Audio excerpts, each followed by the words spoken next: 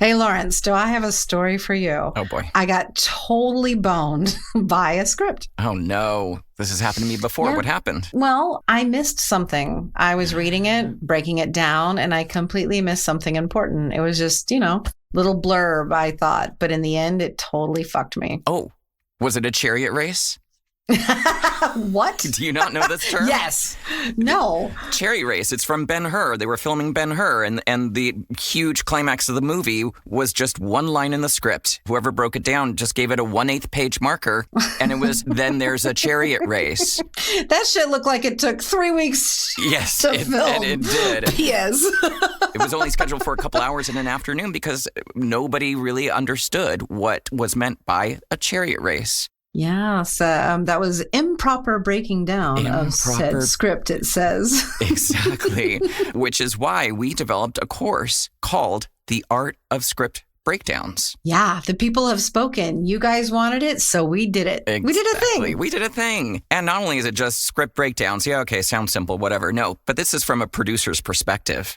Because, a lot of times you can get a little lazy and just give the script, read it over, and you think, okay, I got it. Give it out to your department heads and let them kind of deal with it. But if you're not breaking down the script before you give it to your department heads, you might miss the freaking chariot race. Yeah, I've definitely said, hey, production designer, could you take a look at this and let me know what you think without reading it first or looking at it from art department's perspective, right? So really, when you break down a script, you need to be looking at it from each department. So we walk you through exactly how to do that. Right. And we teach you what to look out for from things like time of day. What if you had a minor in every single shot of the script? How are you going to do that? and they're supposed to be 6 years old. What are you going to do? Yeah, and only one day of filming. Guess what? You're in a little bit of trouble.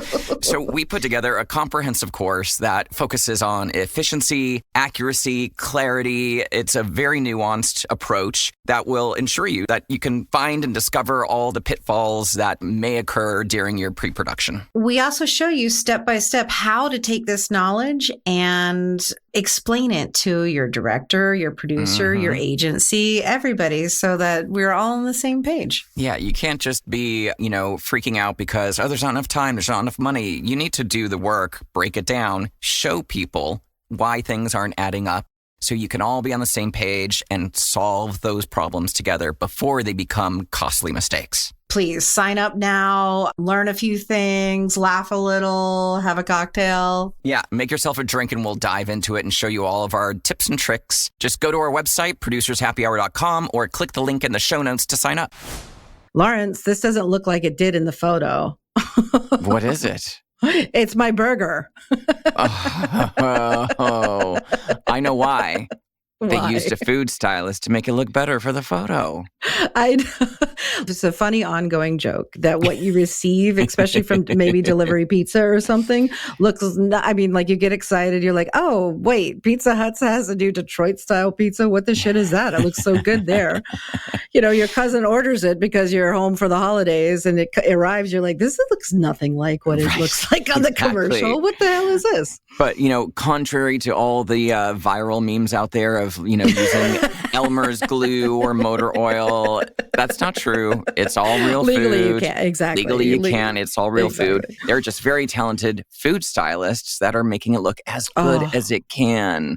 Food jobs are my favorite, but too. They can be really complicated. And very complicated. If you don't know what to look out for, you can really struggle when it comes time to shooting those hero moments of the food. So today we're talking with a great food stylist, John Anthony Galang, about all the things you need to know of having a successful food shoot. Exactly. Stay tuned, y'all.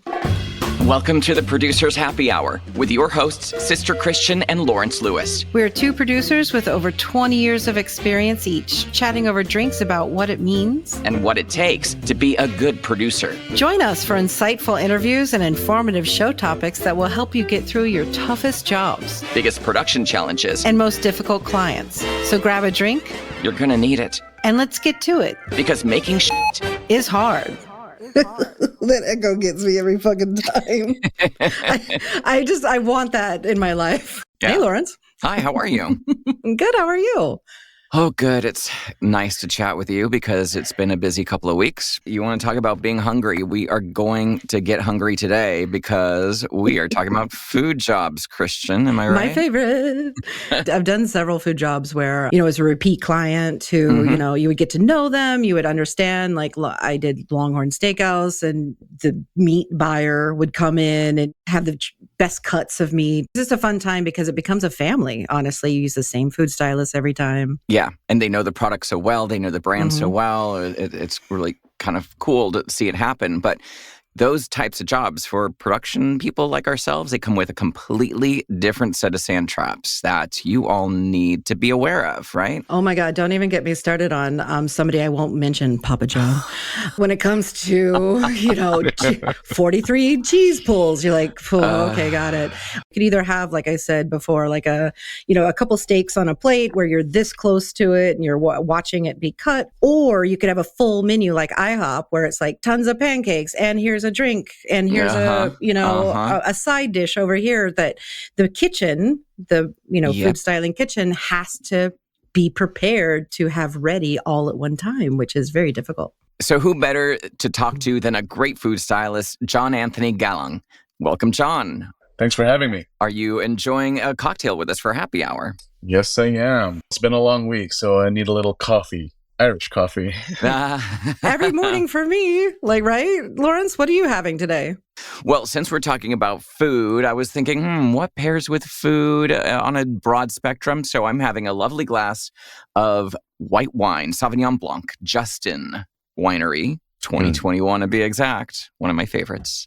How about you? What are you drinking? So my partner got super excited that we were having a food stylist on. So I have been presented with a Blue Lagoon with a few garnishes. We certainly deep dive on these episodes when it comes to, the ins and outs of particular, especially on this one, food shoots. But we can't cover everything in just 30 minutes. There are often a lot more details that we can share and include a lot of that in our listeners' newsletter. Yeah. Plus some important industry news that we all need to stay on top of because it changes faster than Christian changes her eyewear. So, dear listener, you want to stay up to date on all of this. So if you love these topics and want to learn more, then head over to producershappyhour.com or click the link in our show notes to sign up for the listeners' newsletter.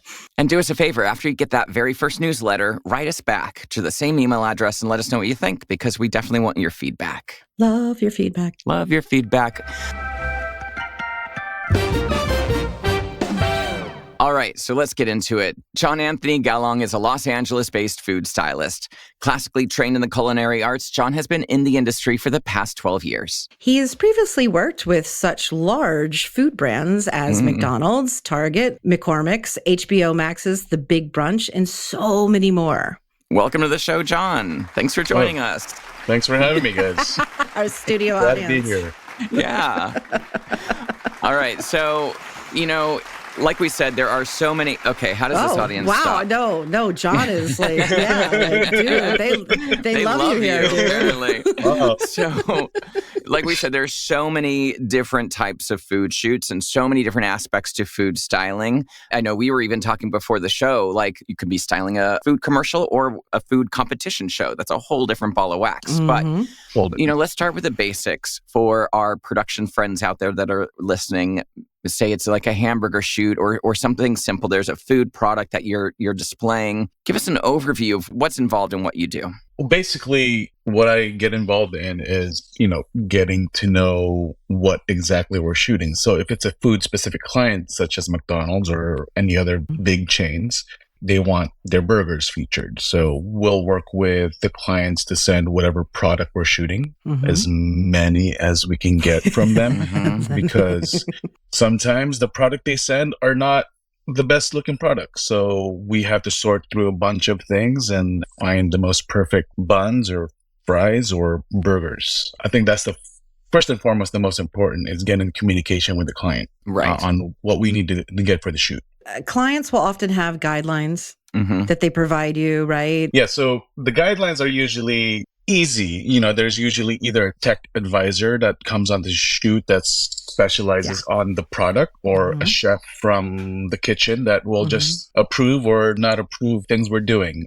They try to keep everything in line. Everything is real. Like, I think the The famous misconception is it's fake. Right. I'm sure you guys have seen all those videos that's going viral, like people using motor oil and all that. Legally, you can't. No, don't believe any of that. Yeah. We use all their product. We just kind of enhance it and try to figure out ways to make things look better. And so from what I've seen, it's a lot of deconstructing the final product to reconstruct it in the best way possible. So I did a pizza commercial and we just needed blank crusts, right? Because we were going to build the pizza using all their ingredients, right? We're just rebuilding it to make it look as good as it can.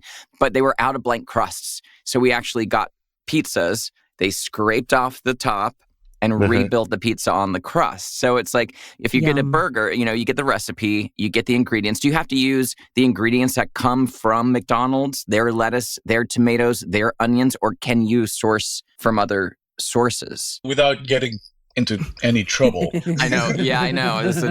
Secrets. Without getting into any trouble, we use all the products that they send. Sometimes if it's, like you said, tomatoes or lettuce, we'll just buy fresh ones.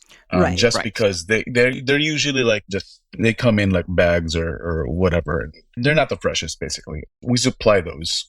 Right, but you don't deviate from the ingredient list at all. And that's a legal thing, guys, just so that you know, like there's legally you have to show what the product actually is. But if you swap in like a lovely red tomato versus a white one that you were sent, then that's totally cool.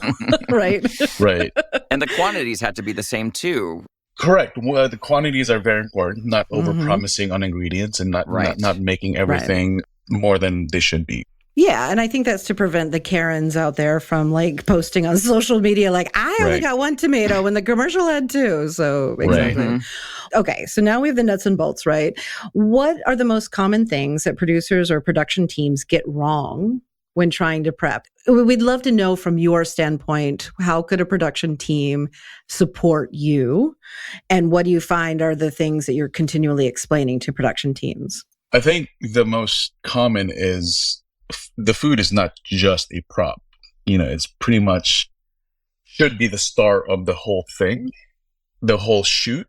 Like these guys that are making these burgers, we should help them as much as we can in regards of production support, like getting us as close to set as possible. It's not easy. Like a lot of people think that we can just make it right away. That's not the case.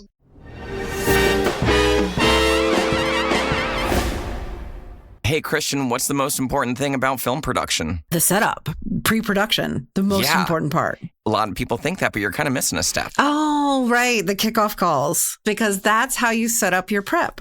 Right. That's where you got to get all the right questions answered at the right time and set deadlines for those answers so you can put your prep on the right path to success. Exactly. Right. And this can be accomplished with 4 kickoff calls. You need at least 4, in my opinion. And I think for us producers, the most important one is the one with your producing partner, either the ad agency producer or your main client contact, because that's where, like you said, set the tone, set expectations, give them deadlines for when you need these answers, because timelines are already way too short for prep. I know. We could always use more prep time, right? And budgets are shrinking, so don't waste any time. So what we've done is we put together our top 7 questions that you should ask your agency producer or client now on that very first kickoff call. Not only does it help answer questions that you may have, it also allows you to set the tone and, establish yourself as the leader of the project, which is also a very important step as well. So we'll put a link in the show notes where you can get on our website and take a listen to our free audio bonus. Another delightful conversation between me and Sister Christian about best ways of setting yourself up for success. Yeah, it's a page turner. Check it out. Because I do have a lot of food shoot experiences, I would like to revert back to when I first started doing it. I had no idea that it would take 15 crates of tomatoes to make one Subway sandwich. I know. Yeah. I remember back in those days. And so the support around it, I had 3 PAs once sorting Fritos to find the perfect Frito because the team, they're working, they're doing all kinds of things. The last thing that they need is to pull one of a food stylist assistant aside to sort Fritos. So if you think about those types of things, it only makes the job go smoother and have a happy client. Yeah. And the clients don't want to see a broken Cheeto, right? They're going to have, they're going to have, very specific things. There may even be certain shapes of Cheetos that they don't want to show, even though they exist in the package. They don't want to see the crooked one. They want to see the crescent one. You get to learn if you get in with a brand or an agency, then you kind of get to learn exactly what those hidden nuggets are, right? Like, we know that I did an Oscar Mayer Wiener commercial. They love to see they call them inclusions, the pepper flakes in the sliced, and it's like someone's in there literally placing the pepper flakes in the right arrangement. It gets really intense. Right. And like you said, those notes are very important because sometimes the stylists are just busy prepping and trying to get the shoot involved. And those notes, some people like kind of don't relay that notes right away. So we don't look for them. They don't understand the importance of relaying the smallest note from the client, correct. Which is, it is paramount. Yeah. Because I know when filming at Steiner by the Naval Yards and the Fritos, we bought every single bag of Fritos in a 2-mile bodega area from little to big because, again, those are the types of things. Baker's racks full of paper towel lined Fritos. Exactly. Speaking about the chips, like before the job, I would ask you guys, the production, be like, hey, can we request from the clients to just send as much product as they can? So rather than going around town, it will definitely help the production and the team, food styling team. So that's an important thing is right off the bat, when you're on a food job, figuring out quantities of product that you need to get shipped. It's easier, I guess, when it's something simple like a salty snack category versus McDonald's cheeseburgers. They can't just send you a million cheeseburgers, right? They got to send you bags of lettuce, bags of tomatoes, bags of onions, bags of buns. And then so you got to come up with quantities. Bags of grade A, super good meat. And where does it all go, right? You said baker's racks. So that brings in equipment, special equipment. And correct. Where does it all go? Fortunately, here in Los Angeles, we've got a beautiful place called Rick's Enterprises that all the food shoots. I don't know what we would do without them. That's where you send everything. They store it, they freeze it, they refrigerate it. You can go in there, you can set up your kitchen and you can work there. You can have your truck there. You load your all of it there. Was there something like that in New York, Christian, during your time in New York? No. It would constantly be where are we going? Do we need to get the stage 3 days early to set it up? There wasn't trucks, a truck would be built for every single food service. It was just insane. So, but which gets us directly into prep time. So, John, do you get calls from production to describe the job with you and then you let them know how much prep time? Or do you get hey, you have 2 days to make all this shit happen? Well, it depends on who's calling. Sometimes I'm not going to name any names, but please no names. I recently I finished the job and I didn't get creative until a day before I got booked from it. So not knowing any single thing. So it was an ongoing okay, I need another person. Okay, I need another day. I need another. So it evolves, but sometimes productions do, we'll give you 2 days of prep and this amount of assistance and which could be okay if you're doing one single pecan pie. Correct. Right. But it doesn't, or a birthday cake for a scene, which great. Or if we have a lot of background players doing some bites and smiles, we're going to need a lot more people to help support, Say you're in the middle of a TGI Fridays commercial and there's 30 people populating the background and they all need a plate of food. They all need food. And a drink. Those are important little notes we kind of look out for, how many background players are going to be on set because they're not just going to be sitting there without any food, and, No, yeah. Which also brings us into how closely you work with art department when it comes to the plates, the glasses, the silverware, the serving, the cooktop. Yeah, we stay very close to them because, we support each other. They'll provide wrappers or plates, like I said, and we'll just basically build whatever hero product we're shooting and they'll provide the plates. I tend to ask them, maybe let's have multiples of plates and stuff because it's easier to reset when you have 10 Place of the right there. Right, Yeah. or to give a stand-in, because the first AD's always asking for fucking stand-in food. Right.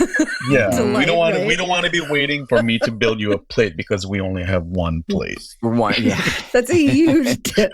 Yeah. I mean, but it's also something that, you may not think about unless if it's your first food shoot as the Correct. production team, right? Correct. Yeah. Mhm. And let's talk about your crew, your team, because like we said, you might have 2 or 3 people trying to find the best Cheeto, or, Mhm. typically on the jobs I've done, so let's say it's a hamburger spot again, right? And maybe you're shooting all the dialogue and there's hamburgers on the plate. So you're working, you're making the hamburgers, you're putting them on the plate. They're not close-ups. They're just, nice hamburgers. But then it comes time for the bites and smiles, right? And for the younger generation out there, that's when someone bites the hero food and it's so delicious. Boom. Look at me smile now. So the bite and smile is where you really get taken to task, because now we're another one and another one and another one and another one. So the day of a food shoot usually kind of crescendos into you pumping out food, and then it ramps up to these bite and smiles where you've got to have a bunch coming out. So how do you plan your team? A lot of times I see budgets come in and it's like 1 food stylist, 1 assistant, 2 days of prep, 1 day shoot, boom. And then it's like, that is nowhere near enough people, nowhere near enough time. What does your typical team look like? So the key on set, styling and finishing off whatever needs to go on camera, and then an assistant to go with them and basically support whatever they need to do. And in the back, we have a builder that builds everything from basically saucing whatever sauces go on the said burger or whatever. And then we have a cook, the support, like, we need more burgers, we need more buns, we need more whatever. That's typically how it works for a basic burger commercial. But if we need more, obviously, if we're just shooting one, I think that's good enough for crew-wise. But if there's like multiple different burgers being shot, it evolves into like, we need 2 builders. So I always think about like having a builder supporting the on-set team. Right. I think it would be a good tip for our producers out there that one of the things that I will offer is, once I've gotten a feel for the client, if the creative is evolving, then I will offer, like, maybe we should just have somebody on standby, a shopper, get them on. They're standing by at Ralph's or wherever, because I think that's where I've seen food shoots go south, is when you're waiting on a last minute ingredient. Or a last minute food call out. Or a last minute anything. Like a last minute, like, we didn't receive the secret sauce. Well, we weren't sent the secret sauce. No, and it was not McDonald's, but just anything. We weren't sent something that we didn't know we needed. That's also a good tip for your listeners, is double checking the food order and what came. That's I think that's first and foremost, and checking the food order and cross-referencing whatever food builds there are, and seeing every single ingredient and see if it came. Yes. On the production side, you should be requesting from the ad agency or the client these food builds, and they're going to be sheets that show this burger has a seeded bun, no pickles, red onions, but this burger has no seeded bun and a white onion and pickles. And just having that matrix of all the different types of the builds is really important, because once the food comes, it needs to be inventoried. You need to send that inventory back to the agency so they can approve you have all this stuff for all the right builds, and you have this matrix going. Right. And this is not something that happens the day before the shoot. No, it is not. It shouldn't. Right. Like, again, you have no time to react if you are crunching the schedule, like we all find ourselves in crunch schedules these days. So having that reality-based conversation is also important. Hey, Christian, why are locations always such a hassle in our jobs? I have a quick story for you, Lawrence, to explain why. Bring it on. I get all kinds of jobs, and sometimes there's celebrity interviews where the celeb may live in another market that isn't New York or LA. So I have to find a location near their home because it's just an interview. Nobody's paying for a scout for that stuff. So I use a lot of those marketplaces, but that can be a huge time suck. Oh, God. I do a lot of experiential, and I'm typically on way before I have a budget to bring on a scout. And I got to do a lot of pre-research on locations. Yeah, I've used those marketplaces too, but there's like a million steps between seeing a listing on one of those marketplaces, loving it, actually seeing it in person, and then securing it. It's just such a time suck. Yes. And I can speak from experience because that's where our friends from Ave come in. Yes, Ave is the first nationwide location scouting company.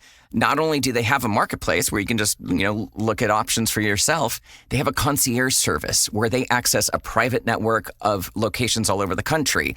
It saves you so much time and money, and it helps you find the right location for wherever you need to shoot. Exactly. So I just went on their site. I filled out a simple, quick form. I was paired with an amazing location producer. And then I received a curated report with multiple location options for my project. From there, they handled everything, including scheduling the walkthroughs, even on a Sunday morning at 9 a.m., nice. to negotiating the location agreement. And I didn't need a permit, but they actually offer that service too. And the most amazing thing about them is that there are no upfront costs. They only get paid if you book the location that they found, which is like so crazy. Save time, money, and your sanity by adding Ave to your producer's toolbox. Just visit Ave at Ave.com. That's AVVAY.com. I want to go back to equipment. We talked about it briefly, but essentially we're building you a kitchen in a truck. If you're on it, if it's a stage shoot, that's easier. You can just build it, right? What are the things you typically is involved in sourcing all this equipment that you need? Yeah, like you mentioned, Rec Enterprises in Los Angeles is very crucial to our production support. They've got everything we need. Basic equipment would be a refrigerator, a sink, tables, and some sort of sink cooking with vessel. running water. Sink with running water. Yes. I know that sounds like a qualifier that we should not have to make, but it absolutely is. Not just a sink.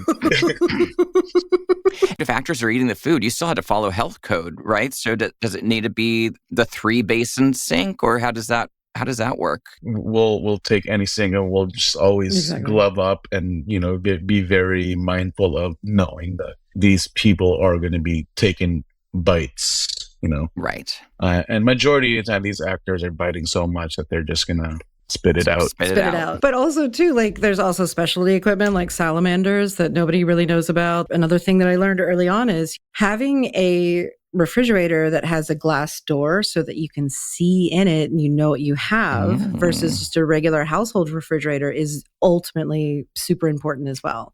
Correct. I mean, if we can find one of those, usually where we source it from, they'd have restaurant commercial grade refrigerators, so big enough to fit whatever we need to do. But like we said, it evolves.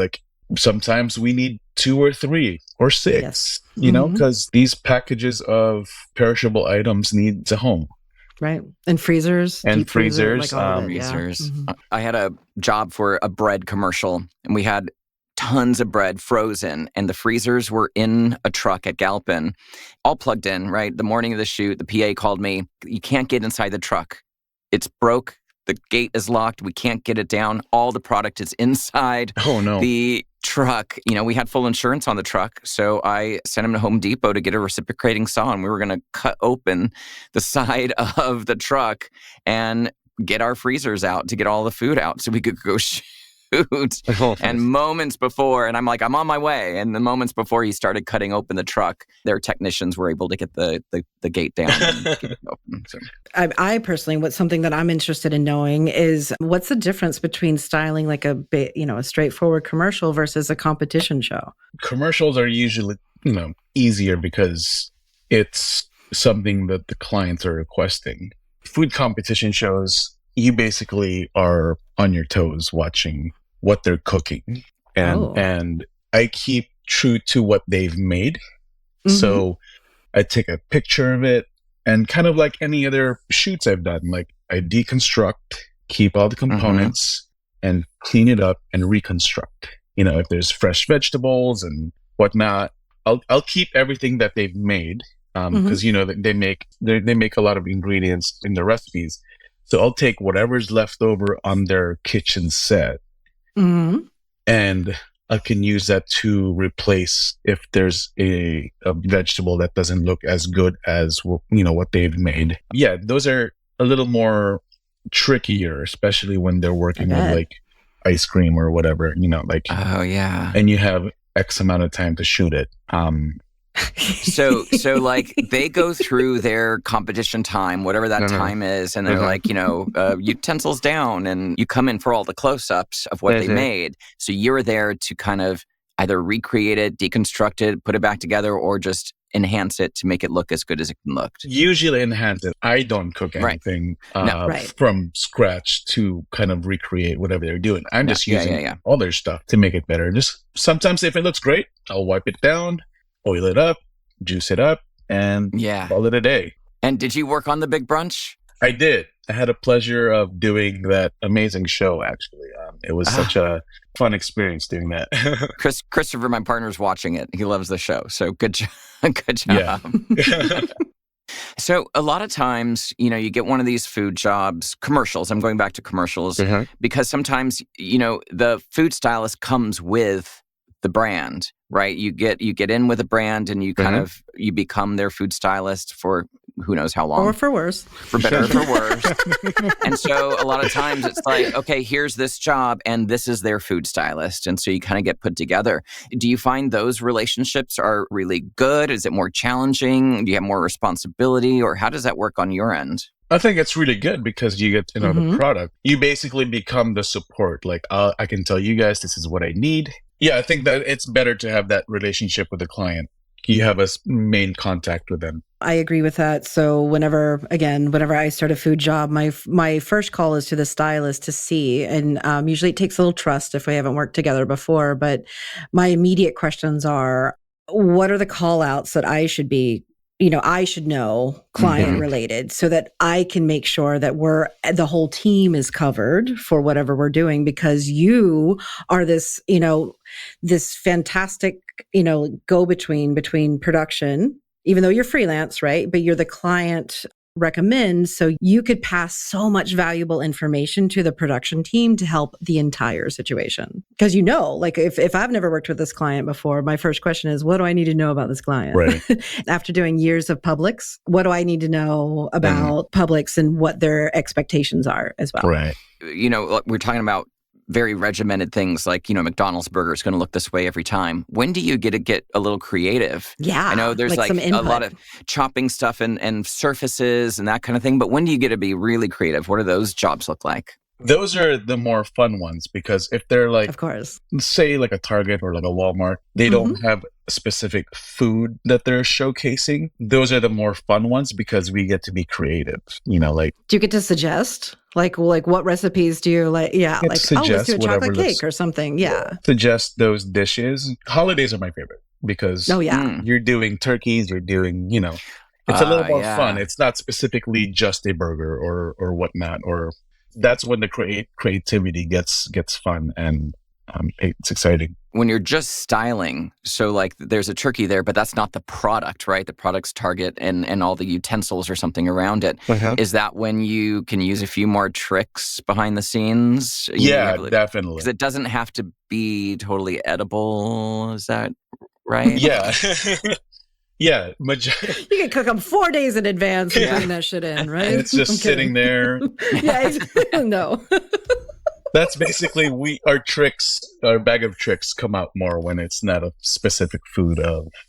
Right. There's definitely display food and definitely edible food for sure. Right. Right. Yeah. Vaseline. We used to cook steaks in Vaseline because it would bubble and sizzle a little bit more. But there was more. I know. Whoa. Steaks and Vaseline. You got the tips. I got some tips. I know. Like, don't tell anyone. Secrets. So let's talk about union. What union do food stylists fall under? And can you work non-union shoots? How does all that work? I'm still trying to understand it. It is confusing, especially, in New York, they're non-union or they could be considered propping. And and same in LA. And it's every job. I'm just like, which is it, guys? We fall under props. Yes. Some production will be like, there's no food styling union. So yeah, they'll keep us non-union and sometimes yeah, it's a great area that we're trying to understand. And it's been like that for years. But if some of the assistants are union, I've certainly been on jobs that were union where we'll absolutely pay the assistants who are union, and the ones who are non. It's really one of the only categories out there where you can have a split crew as well. You can mix. Wow. Yeah. Right. I'm getting my days and I'm still like, sometimes I can't get my days because producers be like, no, there's no styling union or whatever. So really it's kind of up to the whim of whoever's kind of hiring you and how they want to pay you. And you kind of have to, wow. Yeah. Until IATSE figures that shit out, then it's going to be like this. Is there any talk amongst food stylists about staking a claim to the union, or? If there is, I don't know anything about it, but I don't think there is. A lot of the stylists that I've worked with are part of 44, and I'm trying to get into 44. So I don't think there's any talk into making their own. Right. No, but just like demanding that, everyone gets paid as 44 or... at least equal payment and treatment across the board. Yeah. Wow. There's a lot to this. Thank you, John, for spending some time with us. Do you have any thoughts for producers or production teams out there to really help understand what you need to have a successful food shoot? Get us power first thing in the morning. I know. And so on the tech scout, this should be discussed. And if you have a good gaffer, the gaffer will be like, I need to get power to that truck first. Because there's no shoot until we're powered up. That is so true. Yeah. And I would think that having a lengthy conversation with the AD and director about schedule, realities of schedule, right? Realities of schedule, giving me a heads up on what's first up. I can be prepping as much as I can on the prep day, and then you're not telling me what the first thing we're shooting on the shoot day. How can I be successful at that? I feel that it's very important that the AD asks the stylist how they would like to shoot. Do you want to shoot big and then go small? Or do you want to shoot small and go big? Or you need 3 hours minimum on the first day to make sure that things are rolling properly. Those are important aspects to the schedule of the job, right? For sure. We always joke on how come those hero end table products are always last. Right. For us, we'd much rather shoot that right away, get everyone's attention on it rather than having it the very last shot of the day when clients and agencies are out the door and kind of you're not really paying attention to it anymore. And everyone's tired and right. Those are very important things for us that we'd like to do. My suggestion would be I always try to get the food stylist's opinion and schedule the shoot the way that the food stylist would like it. Because in my opinion, on a food shoot, especially for a large brand, you are the most important department, right? Yeah. And we should all be working around and supporting you. Yeah. That said, I know that we all hate this term production friendly. So I'm going to throw that out the door and say that, asserting your, the proper way to do the schedule, I think that we should all be considering that versus, like you said, saving the best shot for the worst part of the day. Right. Right. Yeah. I think also, to mention schedules, if there's going to be any changes, we understand there's changes in production, just let you know. Yeah, just let me know about them. Don't tell us on the next shot that we're actually pivoting. Because clients running late, it's whoa, don't stop the fucking kitchen because we're prepared for the original shot you're calling out, and then we're pivoting to a new shot. So all that time we've prepped on doing and, getting ready for your shot. And there's no communication on our part or with production to the team. How can we be ready right away? Right. I only do this because I've certainly had that heated discussion in the middle of a refrigerator truck and then taking it back going, guys, what we're asking them to do is not possible. Right. So let's figure out a different thing. Yeah. Because somebody approaches you with, hey, do you think we could pivot to this? Right. If it makes sense for one department. Right. It doesn't make sense for them all. So. Right. John, thank you so much for spending some time with us. And thanks for having us an insight into what you do. If people want to get a hold of you, how can they get you? They can reach out to me on my email address, galang612@gmail, or my website is jagfoodstylist.com. Nice. Excellent. Christian, how do people get a hold of you if they want you? sisterchristianproduces.com. And Lawrence, if they want you, how do they get you? LawrenceTLewis.com. Thanks again, John. Thank you, John. Hey, thank you so much, guys. Bye, everyone. Bye. Bye. Producers Happy Hour is brought to you with the help of the handsome Christopher Daniels, Who is a design and branding specialist. and Brendan Russell at podlad.com, who is our fabulous editor. If you enjoyed this podcast and want to dive deeper, subscribe to our listeners' newsletter. Simply go to producershappyhour.com to sign up. Thanks for listening, and remember, Enjoy happy hour while you can. because making shit is hard.